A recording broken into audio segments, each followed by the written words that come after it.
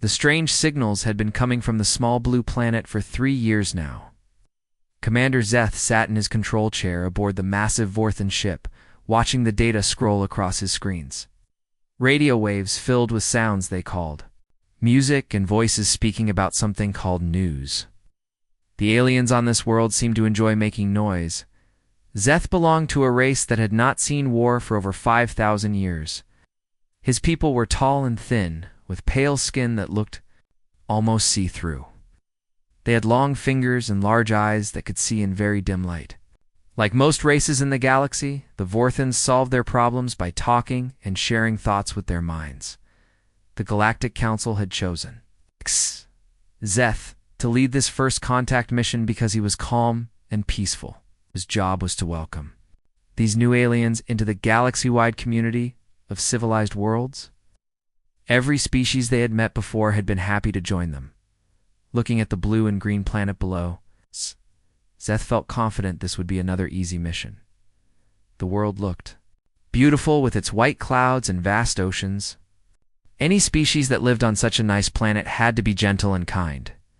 Zeth was completely wrong. Captain Jake Morrison stood on the bridge of his ship, the UES Defiant. His hands rested on the control panel as he watched 3 alien ships appear. On his screens, they were huge, much larger than any human ship ever built. Their surfaces were smooth and silver, almost like they were made from liquid metal. Morrison was not a tall man, but his body was thick with muscle from years of military training. Scars covered his arms from old battles, and his gray eyes held the look of someone who had seen too much fighting. At 45 years old, he had spent most of his life preparing for this moment. "Sir, we have visual contact with the alien vessels," said Lieutenant Amy Rodriguez from her position at the weapons control station. She was young, maybe 28, with short black hair and steady hands that never shook, even under pressure. Morrison nodded. "How many weapons are they showing?" "That's the strange part, sir. We can't detect any weapons at all. No missile ports, no energy cannons, nothing." It's made Morrison more nervous, not less. In his experience, anyone who traveled through space without visible weapons either had very good hidden ones or was too dangerous to need weapons at all. "Battle stations," Morrison ordered. "All crews to combat positions. Charge the railguns and prepare missile tubes for firing." Throughout the human fleet, similar scenes played out on dozens of ships. Humans who had trained their whole lives for alien contact moved with quick precision. Their heart rates increased, their breathing became deeper, and their minds became sharper. The possibility of danger made them work better, not worse. The first alien mistake happened when Commander Zeth had decided to greet the humans the way his people always greeted new species. He closed his large eyes and sent out a telepathic message, trying to touch the minds of the creatures in the strange metal ships below. What he found there nearly made him faint with terror. Instead of the calm, peaceful thoughts he expected, Zeth's mind touched something that felt like a wild animal getting ready to attack. The human minds were full of aggressive energy, protective instincts, and a strange emotion the Vorthan had never encountered before. It felt like hunger, but not for food. It was hunger for challenge, for conflict, for the chance to prove themselves against a worthy enemy. Even worse, when his telepathic probe touched their minds. The humans did not become afraid or confused like every other species did. Instead, they became more focused and alert, as if his mental contact had made them ready for battle. "Sir," said Science Officer Kef through the communication system. Kef was a being made of living crystal who could analyze data faster than most computers. "I am reading very unusual biological signatures from the alien ships." "What kind of signatures?" Zeth asked, his voice shaking slightly. "Their life forms appear to be incredibly dense and robust. Bone structure is 3 times thicker than our own. Muscle mass is beyond anything in our database. Most disturbing of all, their stress hormones are not causing panic or confusion. They seem to be improving their performance." Zeth looked at the data flowing across his screens. These readings had to be wrong. No species could be built so heavily and still achieve space travel. Heavy bodies needed too much energy and resources. Back on the human ships, Captain Morrison was getting his own disturbing reports about the aliens. Captain called Chief Medical Officer Dan Phillips from his station. "I've been scanning the alien vessels with our medical sensors. These beings appear to have extremely fragile bone structure. Their muscle density is so low that Earth's gravity would probably crush them." Morrison frowned. "Are you saying they're weak?" "I'm saying they're built like birds, sir. Hollow bones, minimal muscle mass, very light construction. I don't think they could survive on Earth's surface without some kind of support equipment." This information made Morrison even more cautious. Species that were physically weak sometimes made up for it by being extremely dangerous in other ways. Maybe they had powerful weapons or deadly diseases or mental abilities that could kill without touching. "Maintain defensive positions," Morrison ordered. "Keep all weapons trained on them." The second alien mistake was not leaving immediately. "Commander?" Zeth tried to send another telepathic message, this one more careful and gentle. He projected thoughts of peace and friendship, showing images of the many worlds that belonged to the Galactic Council and the benefits of joining their community. The response from the human minds was not what he expected. Instead of gratitude or excitement, he felt something that made his blood turn cold. The humans were analyzing his mental images like military intelligence, looking for weaknesses in the alien ships and worlds. They were automatically thinking about how to attack or defend against everything he showed them. Even more frightening, some of the human minds seemed to be enjoying the mental contact. They pushed back against his telepathic probe, not to hurt him, but to study him. It was like being examined by a predator that was deciding whether you would make a good meal. "Commander," said Kef urgently, "the aliens are responding to our telepathic contact by increasing their military readiness. Energy signatures from their weapon systems are growing stronger." "They have weapons?" Zeth asked. "Primitive by our standards, but extremely numerous. They appear to be projectile weapons that use chemical explosives to launch metal objects at very high speeds. The ships also carry devices that use electromagnetic fields to accelerate metal projectiles to incredible velocities." Zeth studied the data. Projectile weapons were considered ancient technology by galactic standards. Most civilized species had given them up thousands of years ago in favor of energy weapons, or, better yet, no weapons at all. But these humans seem to have perfected the concept far beyond anything in the historical records. "How much damage could their weapons do to our ships?" Zeth asked. Kef's crystal body flickered with patterns that indicated deep concern. "Commander, their projectile weapons could completely destroy our vessels. Our ships are designed for exploration and diplomacy, not combat. We have no armor or defensive systems." Meanwhile, more human ships were arriving. Morrison watched his tactical display as the Earth Defense Force assembled the largest military fleet in human history. 47 ships of various sizes, all bristling with weapons and carrying crews that had trained for this moment since childhood. What the aliens could not understand was that humans had never developed beyond projectile weapons, not because they were primitive, but because projectile weapons worked perfectly for their purposes. When you could launch a piece of metal fast enough and hard enough, it would destroy almost anything it hit. There was no need for more complicated technology. The standoff continued for hours. Neither side fired, but neither side backed down. The aliens were too afraid to attack such obviously dangerous creatures. The humans were too cautious to fire first on beings who might have unknown capabilities.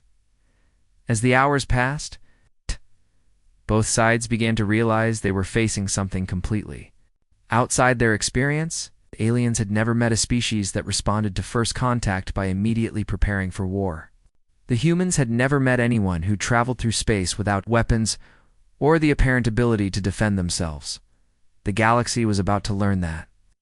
Sometimes the most dangerous thing you can encounter is something you cannot understand.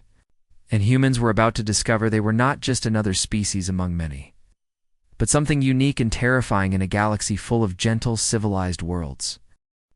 3 days had passed since the alien ships first appeared in Earth's sky. The standoff continued, with neither side willing to make the first move. Captain Jake Morrison had barely slept during those 3 days, staying alert and ready for any sign of alien aggression. His crew worked in shifts, but they all remained at battle stations. Dr. Lisa Carter had not slept at all. The ship's science officer worked frantically in her small laboratory aboard the U.S. Defiant. Empty coffee cups covered every surface, and her usually neat brown hair hung in messy strands around her face. Her green eyes were bloodshot from staring at computer screens, but they burned with scientific excitement. Lisa had been studying the energy readings from the alien ships since they arrived. What she discovered would change everything humans thought they knew about their place in the universe. "Captain Morrison, please come to the science lab immediately," Lisa said over the ship's communication system. Her voice was hoarse from exhaustion, but there was something urgent in her tone that made Morrison drop what he was doing. He found Lisa surrounded by floating holographic displays showing graphs, charts, and three-dimensional models of alien biology. She looked like she had made the discovery of a lifetime. "Jake, you need to see this," she said, calling him by his first name, as she had done since they served together years ago. "These aliens are not what we expected at all." Morrison studied the displays, but the scientific data meant little to him. "Explain it in simple terms, Lisa. What did you find?" Lisa pulled up a holographic model of an alien body structure. It was tall and thin, almost like a skeleton with skin stretched over it. "Look at their bone density readings. Their bones are hollow like bird bones. They probably weigh half what a human of the same size would weigh." She pointed to different parts of the model. "Their muscle mass is about 30% of what we would consider normal for a living being. Their skin is so thin, it's almost transparent. Jake, these creatures are incredibly fragile compared to us." Morrison frowned. "That doesn't make them less dangerous. Maybe they're weak physically, but strong in other ways." "That's just the beginning," Lisa continued, pulling up atmospheric data. "Look at the air they breathe." She highlighted sections of data in bright red. "Their homeworld has an atmosphere so clean and pure that most of Earth's bacteria would be deadly poison to them. The oxygen level is lower than what we need to survive." She switched to gravitational measurements. "Their planet has 60% of Earth's gravity. Jake, if one of these aliens tried to walk around on Earth without special equipment, our gravity would probably break their bones." Morrison began to understand what Lisa was showing him. "You're saying they come from an easy world?" "I'm saying we come from a nightmare world." Lisa's voice grew more excited as she explained her discovery. "Jake, Earth isn't just another planet with life on it. Compared to everywhere else in the galaxy, Earth is what they would call a death world."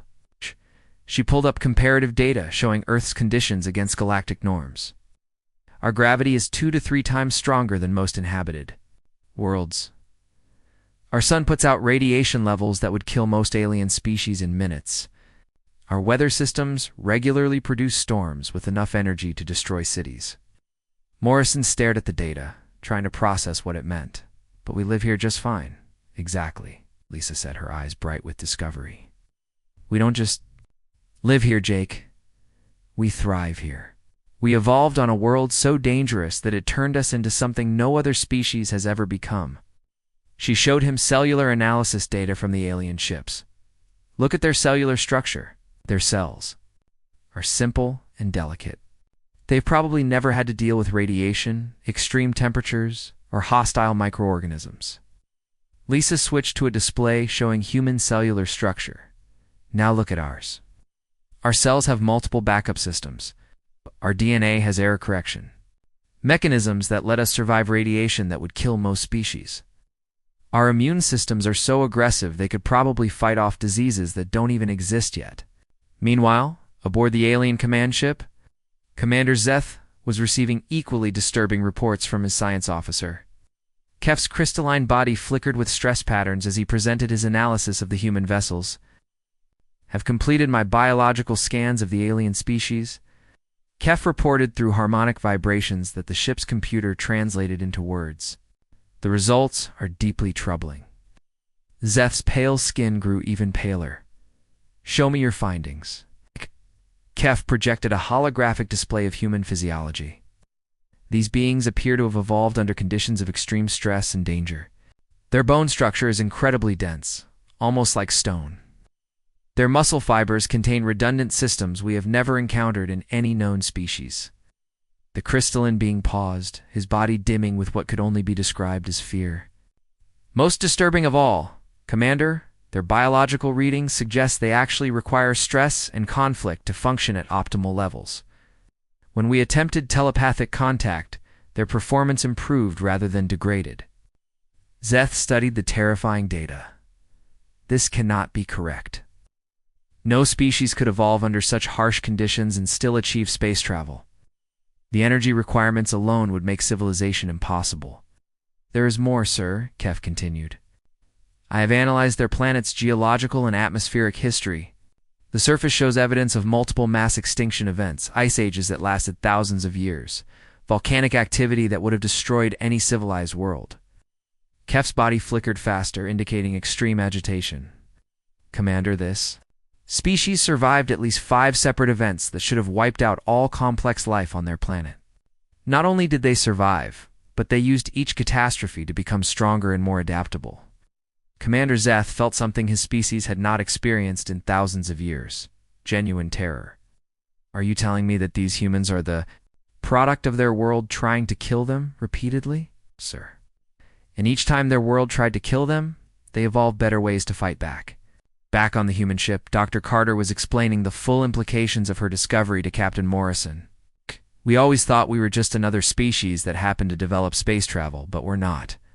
We're the only species in the galaxy that had to fight our own planet just to survive long enough to build a civilization. She pulled up images of Earth's history. Massive volcanoes, asteroid impacts, ice ages that covered most of the planet in frozen wasteland. Every other species in the galaxy evolved on worlds that were gentle and stable. Their biggest challenges were probably finding enough food or avoiding natural predators. Lisa's voice grew more serious. Our biggest challenge was surviving on a world that was actively trying to kill us every single day. High radiation from our sun, crushing gravity, poisonous atmosphere by galactic standards, violent weather that could destroy entire regions, and an ecosystem full of predators and diseases that made us stronger by trying to kill us. Morrison was beginning to understand why the aliens seemed so afraid. So when they look at us, they don't see another species that developed space travel. They see something that survived conditions that would destroy their entire civilization. Exactly, Lisa confirmed. To them, we're not just aliens. We're monsters that evolved on a hell world and somehow became smart enough to build spaceships. She showed him one final piece of data that made everything clear. Jake, I've been analyzing their ship construction. Their vessels are built for comfort and efficiency, not survival. They have no armor, no emergency systems, no redundant life support. They never needed any of that, because nothing in their experience ever tried to kill them. Lisa Paused, letting the implications sink in. Our ships, on the other hand, are built like fortresses. Every system has backups. Every wall is armored. Every room has emergency supplies. We built our ships the same way we built our bodies, to survive anything the universe could throw at us. Morrison walked to the viewport and looked out at the alien ships hanging in space near Earth. They were beautiful, graceful, and completely helpless if anyone decided to attack them. The humans, without even trying, had become the galaxy's apex predators simply by surviving their own planet. Lisa, Morrison said quietly, what happens when the rest of the galaxy finds out about this? Dr. Carter looked at her data one more time, thinking about a galaxy full of gentle, peaceful species suddenly learning that Earth had produced something they could never understand or defeat. I think, Jake, we're about to find out that being the toughest species in the galaxy comes with responsibilities we never expected. The Death World had created its children, and now those children were about to meet a universe that had no idea what was coming. The news of Commander Zeth's discovery spread through the galaxy faster than light itself.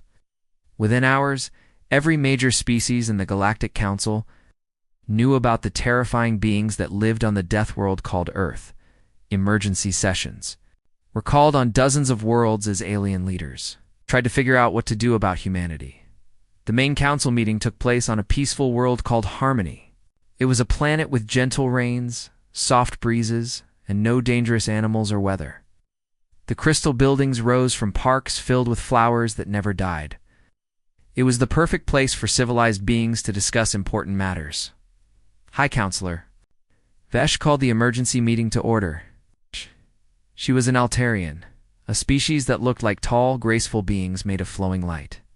Her people had achieved perfect peace over 10,000 years ago and had not seen violence since then. The melodic sounds she made were translated into words that all the other species could understand. "We face a crisis unlike any in galactic history," Vesh announced to the assembled representatives. "A species has been discovered that appears to have weaponized the very process of evolution." Around the crystal chamber, dozens of different alien species shifted nervously. There were the jellyfish-like Aquans, who lived in tanks of peaceful water, plant-like Verdians, who gained energy from gentle sunlight, the cloud beings called ethereals, who existed as pure thought most of the time. All of them had one thing in common: they had evolved on worlds where survival was easy and violence was unnecessary. Ambassador Quinn of the Trade Federation spoke first. His people looked like large, friendly bears covered in soft fur. "Honorable Counselor, perhaps we are overreacting. Surely any species intelligent enough to achieve space travel must be reasonable enough to live in peace. Have you reviewed the data from Commander Zeth?" Representative Mora of the Science Collective. Her species had heads like flowers with petals that changed color based on their emotions. Right now, her petals were dark purple, the color of deep worry. The holographic display in the center of the chamber showed images from Earth that made many of the aliens gasp in horror. Massive storms that could destroy entire cities, volcanic eruptions that threw poisonous gas into the air, earthquakes that split the ground open. Through it all, humans not just surviving but building their civilization in the middle of it. "Look at their cities," Mora continued, her petals turning darker. "They build them right next to active volcanoes. They construct bridges over waters filled with predatory creatures. They live on fault lines that regularly shake their buildings apart, and they simply rebuild them stronger." Ambassador Quinn's fur rippled with distress. But surely they must have learned to avoid such dangers as they became more advanced. The display switched to show human recreational activities. Aliens watched in stunned silence as humans deliberately threw themselves out of perfectly good aircraft, trusting only a thin piece of fabric to save them from death. They saw humans climbing mountains that were taller than most species' aircraft could fly. They watched in amazement as humans entered caves that dropped deep underground, places where any sensible being would never go. "They do these things for entertainment," Mora explained, her voice barely a whisper. "What we would consider deadly challenges, they consider fun." High Counselor Vesh tried to maintain order as panicked discussions broke out throughout the chamber. Some species wanted to quarantine the entire Sol system. Others suggested trying to relocate humanity to a safer world. Few of the more paranoid species quietly discussed whether it would be possible to destroy Earth before the humans developed better space travel. Meanwhile, back on Earth, President Helen Barnes was holding her own emergency meeting. The Situation Room beneath the Capitol was filled with the most important military and civilian leaders on the planet. Unlike the alien council chamber with its crystals and flowers, this room was built like a bunker, designed to survive direct nuclear attack. President Barnes was a woman in her 50s who had worked her way up through years of military and political service. She had gray hair, sharp eyes, and the kind of calm confidence that came from dealing with crises her entire career. Now she was trying to prevent the first interstellar war in human history. "The aliens are terrified of us," reported CIA Director Frank Wilson, reviewing intelligence gathered from intercepted alien communications. "They're calling emergency meetings throughout their territory. Some of them are seriously discussing military action against Earth." General Rick Hayes, a thick-set man with scars from 3 different wars, shook his head. "Military action with what? From what we've seen, these aliens don't even have weapons on their ships." "That might be the problem," said Secretary of State Maria Gonzalez. She was a diplomat who had spent years negotiating with hostile nations, but she had never dealt with anything like this. "They're not afraid of our weapons, General. They're afraid of us." Dr. Lisa Carter had been brought to the meeting to explain her discoveries about human biology. She looked exhausted but excited, like a scientist who had just solved the mystery of the universe. "The aliens come from worlds where the biggest danger might be running out of food or dealing with mild weather changes. To them, our normal human Behavior looks like aggressive predatory instinct. President Barnes leaned forward in her chair. Give me specific examples, Doctor. Well, we naturally speak louder than they do because we evolved in a world with more background noise. To them, our normal speaking voice sounds like shouting or threatening behavior. We move faster than they do because our bodies are built for quick reactions to danger. To them, our normal walking pace looks like we're always rushing to attack something. Dr. Carter pulled up biological comparison data on the room's main screen. Most disturbing to them, we smile to show friendliness. But our smiles reveal teeth that evolved for tearing meat. Every time we try to look friendly, we accidentally show them that we're predators. General Hayes laughed grimly. So we're too. Loud, too fast, and too scary, even when we're trying to be nice. It gets worse, Dr. Carter continued. They've been analyzing our cultural broadcasts, our movies, television shows, news reports. To them, our entertainment looks like training videos for warfare. Our news reports sound like intelligence briefings about ongoing conflicts. Captain Morrison, attending the meeting via video link from his ship, added his observations. I tried to establish normal radio contact with their commander. He actually flinched. Our standard diplomatic greeting protocol seemed to cause them physical discomfort. Secretary Gonzalez rubbed her temples, feeling a headache coming on. So every attempt we make at peaceful contact just convinces them that we're more dangerous than they thought. That's about right, Dr. Carter confirmed. From their perspective, we're a species of super predators that evolved on a hell world. And now we're trying to expand into their peaceful galaxy. President Barnes sat quietly for several minutes, thinking about the impossible situation. She spoke. What if we stopped trying to convince them we're harmless? The room fell silent. General Hayes was the first to speak. Madam President, are you suggesting we threaten them? I'm suggesting we show them exactly what we're capable. Oaf, Barnes replied. They're already afraid of us based on incomplete information. Maybe it's time they learn the whole truth about humanity. Dr. Carter looked concerned. That could backfire badly. We confirm their worst fears about us. They might unite against Earth. Or, President Barnes said, they might realize that having the galaxy's most dangerous species as friends is better than having us as enemies. Secretary Gonzalez shook her head. It's incredibly risky. We could be starting a galactic war. We could also be ending one before it starts, Barnes replied. Right now, they see us as unknown monsters. Fear of the unknown makes people do stupid things. But fear of something you understand and respect, that can lead to cooperation. Hayes smiled for the first time since the aliens had arrived. You want to show them our full capabilities? I want to show them what Earth produces, Barnes confirmed. Not just our weapons or our military, but our entire way of life. Let them see how we live with danger every single day and still build a civilization. Let them understand that the things that make us terrifying also make us the best possible allies they could have.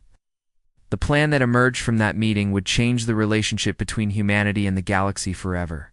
Instead of hiding their dangerous nature, humans would embrace it. They would show the galaxy exactly what kind of species evolved on a death world, why that might be exactly what the peaceful civilizations needed. The diplomatic disaster was about to become something else entirely, a demonstration of power that would reshape galactic politics forever. The message that Captain Morrison sent to the alien fleet was simple and polite. It was also the most terrifying invitation the galaxy had ever received. Commander Zeth Morrison said, his image appearing on screens throughout the Vorthan ships. His calm expression and steady voice somehow made his words more frightening than any threat could have been. This is Captain Morrison of the United Earth Defense Force. We would like to invite you and a small diplomatic party to visit our world. We believe that better understanding between our species is possible through direct experience. What, Commander? Zeth could not see was the massive preparation happening across Earth. This was not a military buildup designed to threaten the aliens. Instead, this was something far more impressive and terrifying, a demonstration of how humans lived with deadly danger. every single day and considered it completely normal.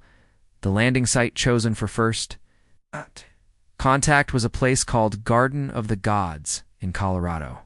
To humans, it was a beautiful park where people came to relax and enjoy nature.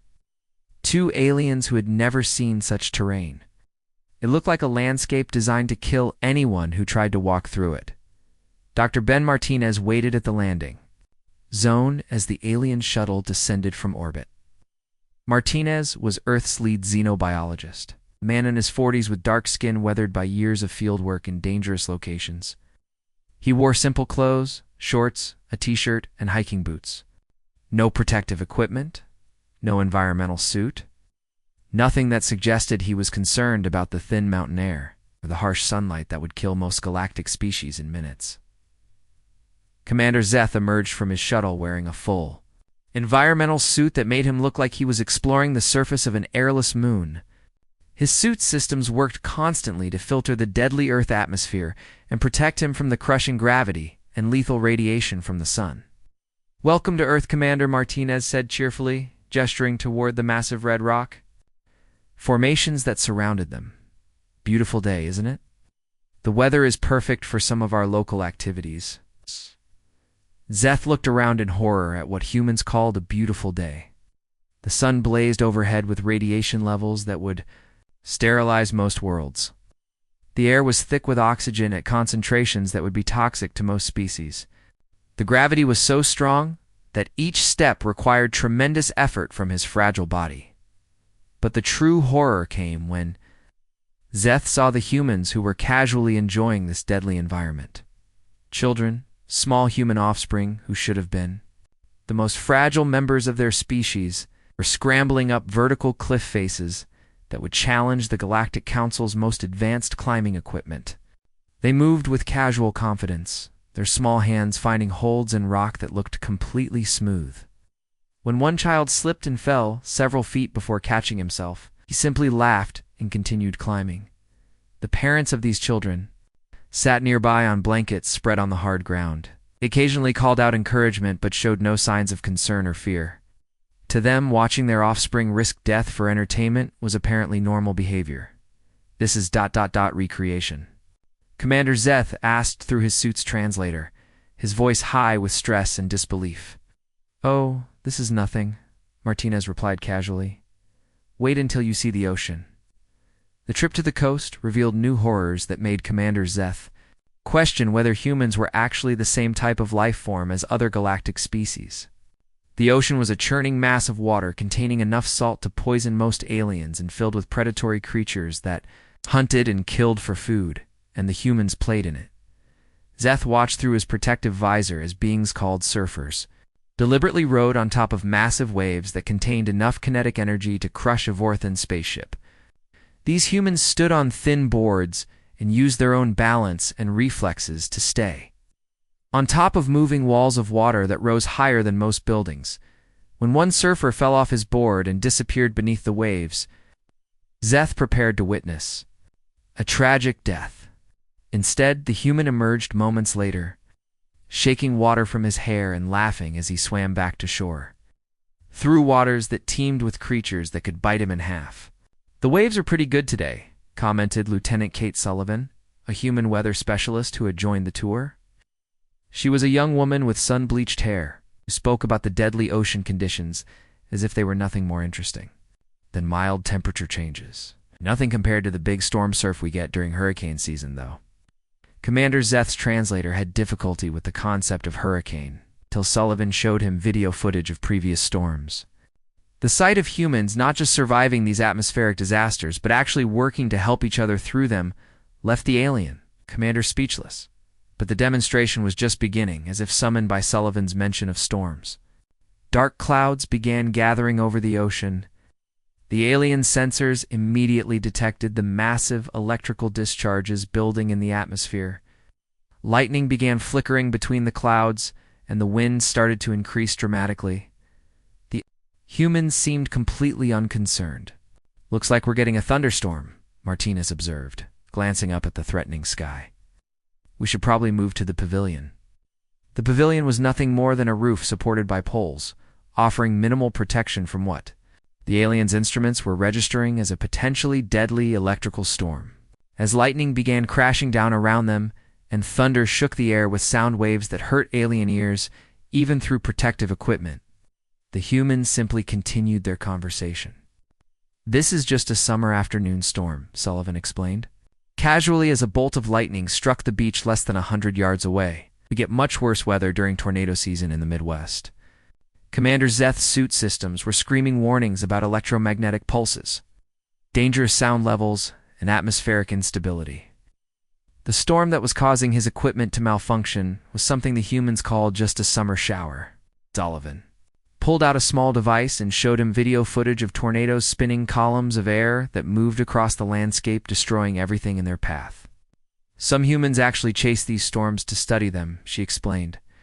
"It's dangerous work, but the scientific data we collect helps us understand our planet's weather systems better."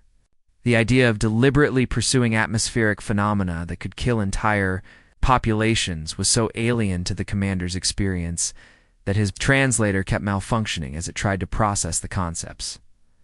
The final stop on their tour was a mountain called Kilimanjaro. Oh. Martinez explained that this volcanic peak was nearly 6 miles high, higher than most spacefaring species could survive even with life support equipment. The thin air at such altitudes contained so little oxygen that it would cause most aliens to lose consciousness in minutes. Humans climbed it for fun. "Your people do this voluntarily?" Zeth asked, watching through his visor as human climbers ascended the snowy slopes without environmental suits. "Breathing the thin air that would kill him in moments?" "Well, not everyone," Martinez admitted with a smile. "Some people prefer Mount Everest. It's about a mile higher and much more challenging." The concept of more challenging in this context nearly caused Commander Zeth to faint inside his protective suit. These humans were not just surviving on their death world. They were actively seeking out the most dangerous parts of it and treating survival as entertainment, as the alien shuttle prepared to return to orbit. Commander Zeth looked back at the humans who had spent the day showing him their world. They stood casually in conditions that would kill most galactic civilizations, waving goodbye as if they had just shared a pleasant afternoon, rather than a demonstration of survival capabilities that defied all known biological limits. Dr. Martinez called out one final comment that would haunt the alien commander for years to come. "Commander, this was just a typical day on Earth. If you'd like to see what we can really do when we try, I'd be happy to show you our extreme sports sometime." The shuttle lifted off, carrying Commander Zeth back to the safety of space, and leaving him with the terrifying knowledge that what he had witnessed was not humans at their most dangerous, but humans at their most relaxed. The emergency session of the Galactic Council that followed Commander Zeth's return was unlike anything in the organization's 10,000-year history. Representatives from every major species gathered on Harmony, their various forms of communication, creating a symphony of fear and confusion that filled the crystal chambers. Commander Zeth stood before the assembled aliens, his body still shaking from his experience on Earth. The video recordings he had brought back played on screens throughout the chambers, showing scenes that many representatives refused to believe were real.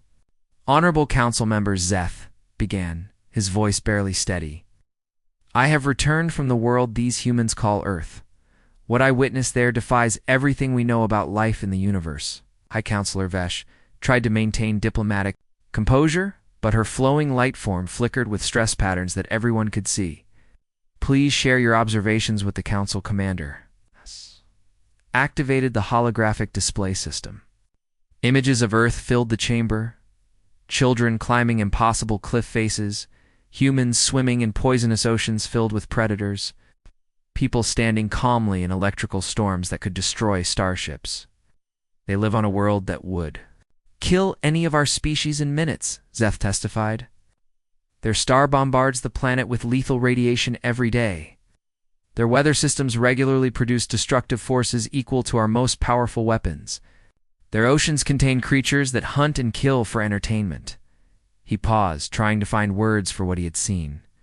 "And they swim in those oceans. They climb their mountains. They play in their storms. They treat the deadliest conditions in the galaxy as recreation." Ambassador Quinn of the Trade Federation made a sound that his translator rendered as bitter laughter. Recreation? Commander, are you telling us that these humans engage in life-threatening behavior for pleasure? Eyes. I am telling you that what we consider life-threatening, they consider relaxing, Zeth replied. The human guide who showed me around their world kept apologizing that the conditions were too mild. He offered to show me their extreme sports if I wanted to see what they called real excitement. Representative Mora of the Science Collective raised her flower-like head, her petals now completely black with terror. Commander, did you discover any weaknesses we might use to defend ourselves against these creatures? Weaknesses? Voice cracked. Honorable Representative, I watched their children playing in conditions that would challenge our best military equipment. I saw their elderly citizens gardening in radiation levels that would sterilize most worlds. At their weakest, members are stronger than our strongest warriors. The chamber erupted in panicked discussions. Some species called for immediate evacuation of all worlds near the Sol system. Others demanded that the Council's exploration fleets avoid that entire region of the galaxy. A few of the more desperate representatives quietly suggested whether it might be possible to convince the humans to simply stay on their death world and never leave. But Ambassador Quinn raised a question that silenced the entire chamber. What happens when they decide they want something we have? The implications hung in the air like a physical weight. Every species in the galaxy had achieved their civilization through cooperation and peaceful negotiation. None of them had armies or weapons designed for actual warfare. Their ships were built for exploration and trade, not combat. The humans, on the other hand, were walking weapons who had been trained by their own planet to survive anything the universe could create. Meanwhile, back on Earth, President Helen Barnes was addressing her planet for the first time since the alien visit. She stood at the podium in the United Nations building, looking out at representatives from every nation on Earth and billions more watching on screens around the world. My fellow humans, she began, 3 days ago, we learned that we are not alone in the universe.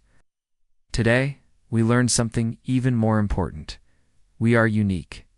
She gestured to screens showing the alien ships still hovering in Earth's orbit.